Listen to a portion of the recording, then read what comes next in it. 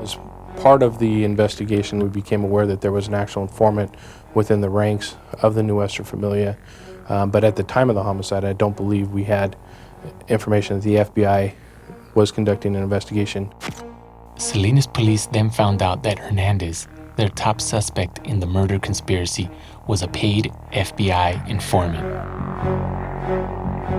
A year before the Cap Saloon murder, Black Widow investigators had given Hernandez a choice: either face life in prison or go undercover for the government. Leo Mondo heard the news in jail. When I found out what was going on with him, it messed me up a lot. It messed my mind up. It never crossed my mind that these guys would try to use me. I know I'm responsible for doing what I did, you know what I'm saying? I take responsibility for killing Raymond Sanchez. I'm not saying I'm innocent, you know what I'm saying? I'm not saying that I'm this good person, that I never done nothing wrong, you know what I'm saying? But at the same time,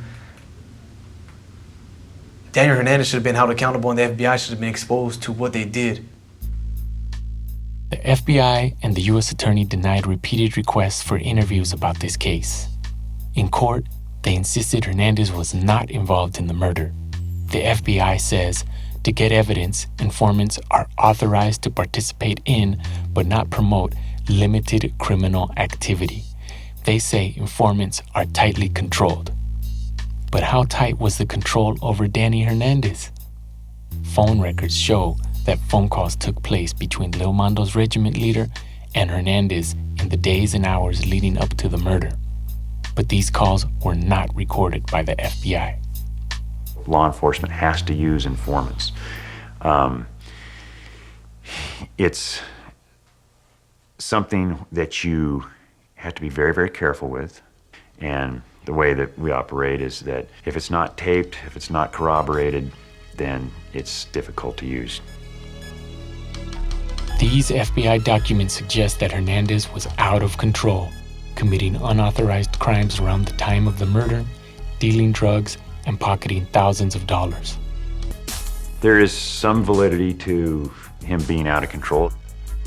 Working with informants can always be tricky. I mean, they're not police officers. They are usually criminals. And as such, they have a way of getting to information that you wouldn't otherwise get.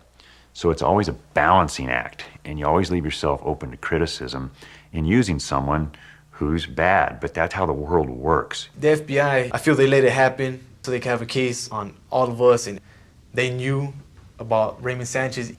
How come this guy wasn't notified? How come they didn't let him know, hey, these guys, they're talking about you. You might be getting moved on. You know what I'm saying? That's your job to do if this guy's name's coming up.